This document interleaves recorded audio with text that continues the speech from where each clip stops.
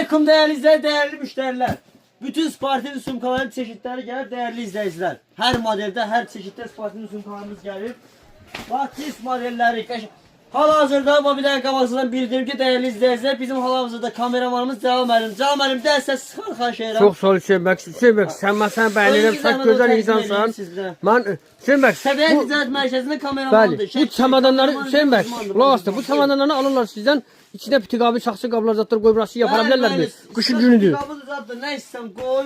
Promoy Rusiya, Ukraynaya, bütün ölkələrə gedə bilərsən. Orada Hardadır o pitiqablar? Hardadır Hüseyin Bəy? Ha, saksı qabların da məşanı göstərdim. Bir də çamadanları göstərin. Göstər. Değerli model çamadanımız gəlir. Göstər, buyur. Etiketi üstündə. Bir dənə buna bax değerli izləyicilər. Bax sənə görə klokada cırıram. Buna bax. Sağ ol Hüseyin Bək. Buna bax.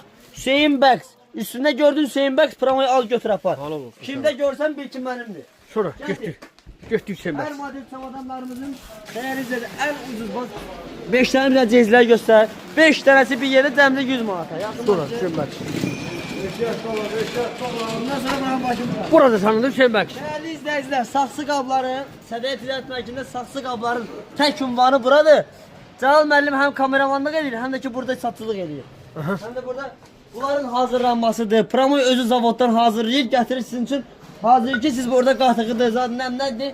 Tökün bunun içine bişirin geçsin. Qoşuncun hazırdır, qarım Hə, nə istəyirsiniz? Qarındır, nədir? Sonra baxala, butaqdır, baxala, nədir, baxala. nədir? Bax, buna nə? Bax, belə dönər içine koymağa taxtalar da var. Kabab, bilərsən. kababçı. Hə, kababçıdır bu. Ha, Kim deyir kababçı da, onu? kababçı Nə qoy da. gedirsən? Bu isə kabab. Bas ha Mən bana. satıcıdır bu. Ay o çabur zatarsın Hüseyin Bək. Değerli izleyiciler, bak səbətlərə bak, səbətləri özü düzəldir. Bəli.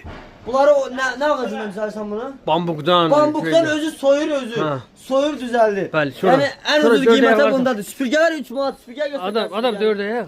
4 manat, ay yox, 3 Yuxarıdan, yuxarıdan. 3 manatdır. Niyə anlayırsın? Yuxarıyandan. Hə, bunlar 4 manat da. Sıra- Bunlar sıra hamısı beşikləri. ucuz qiymətə, dəyərli izləyicilər. Beşiklər.